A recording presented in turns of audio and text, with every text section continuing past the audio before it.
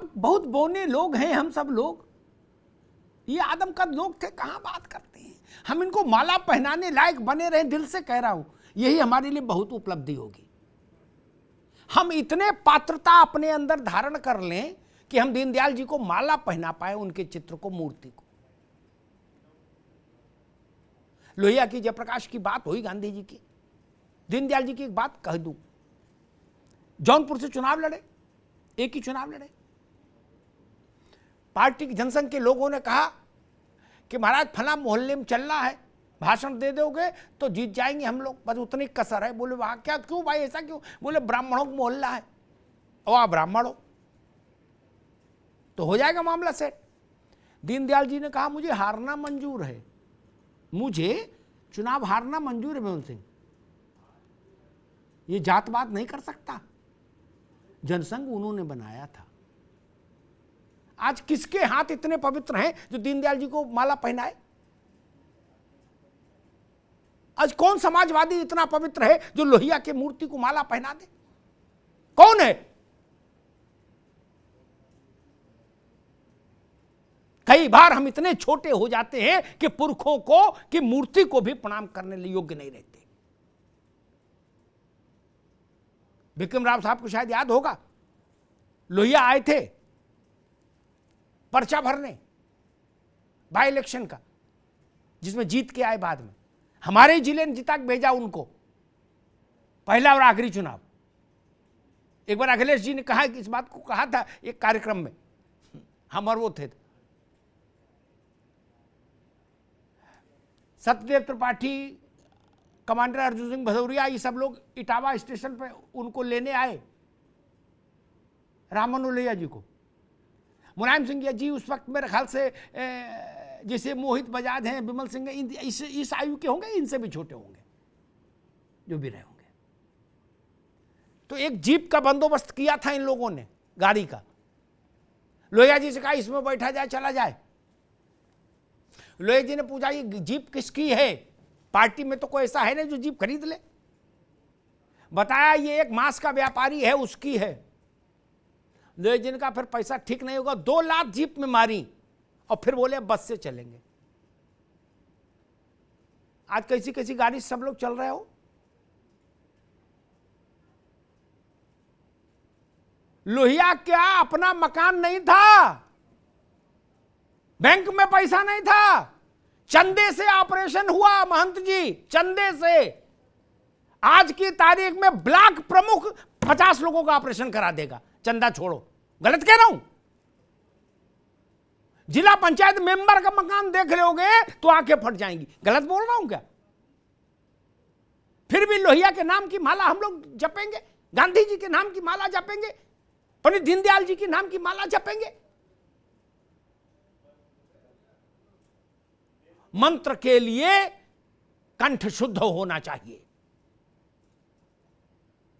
वैसे ही किसी पुण्यात्मा के उत्तराधिकारी का दावा करने के लिए आचरण शुद्ध होना चाहिए। दुनिया के लोग कह रहे हैं, एक बड़ी बात कह के जाता हूं, समाप्त करूंगा बात। दुनिया के भारत भर में लोग मंत्र जप रहे हैं, लेकिन मंत्र किसी की आत्मा को छू नहीं रहा। क्यों? कोई तो वजह होगी, जब तो दिन भर रहे हैं, तासीर क्यों नहीं आ रही? आपका आचरण शुद्ध नहीं है। आप मंत्र पढ़ो और चाहे सिनेमा गाना गाओ, बात बराबर। ऋषि वही बात बोल देता था तो शावर मंत्र जीवन दे देता था आदमी को, क्योंकि ऋषि के पास तप था। अयोध्या का मामला आया, 92 में चली गई बहस।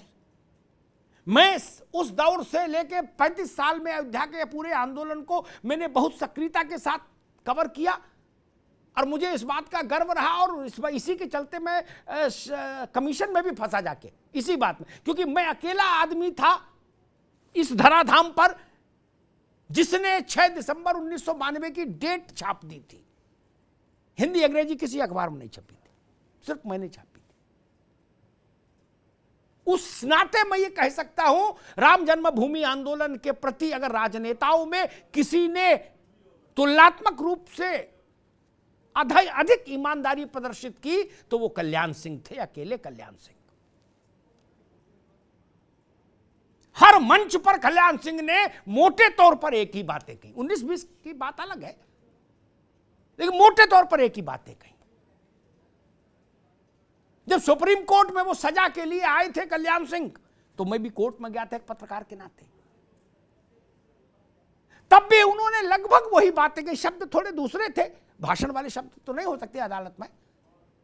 तब अदालत ने कहा था कि इनको यहीं डिटेन कर लीजिए और शाम तक रखिए, वही सजा है। सार्वजनिक जीवन में उतना ईमानदारी तो रखिए। जयप्रकाश जी ने अगर और लोहिया ने या भगत सिंह ने, चंद्रशेखर आजाद ने जो कुछ किया, क्या पुलिस में जाके उसके खिलाफ बोला? जो बात हमारे राजू दास जी कह रहे थे कि नहीं नहीं, कोर्ट कचहरी का मामला दूसरा होता है महाराज, वहां तो थोड़ी दूसरी बात बोलनी पड़ी। नहीं ना, उन्होंने कहा कि हां हमने बम फेंका, इसलिए हम उनको पूछते हैं। भगत सिंह को, बिस्मिल को, आजाद को, बटुकेश्वर दत्त को, खुदीराम बोस को। तो अगर आपकी आस्था थी, आपको लगता था कि नहीं कलंक है, तो बोलना चाहिए था आपको ना कि हां हमने आवाहन किया था। आप बोल देते तो आप बहुत बड़े नायक हो जाते। सब लोग नहीं बोले, और जो बोला अयोध्या के संदर्भ में देख लीजिए, कल्याण सिंह का थोड़ा मामला और राजनेताओं के मुकाबले ऊपर है जनमन में। ये बात अयोध्या में जाके पूछ लीजिएगा तो भी पता लग जाएगा। राजनीतिक लोगों को इतनी ईमानदारी बरतनी चाहिए। मैं किसी आंदोलन में भाग लूं तो फिर उस आंदोलन की जिम्मेदारी मुझे लेनी चाहिए, फिर मुझे सजा हो और चाहे कुछ हो।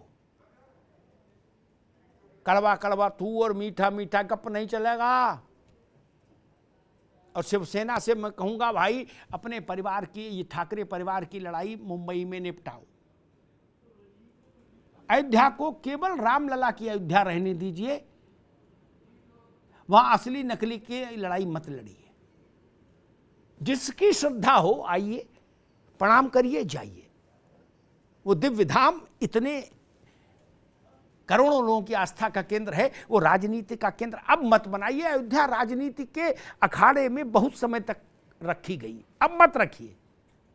अब वो सबके लिए होनी चाहिए, बिना तनाव के, बिना कटुता के।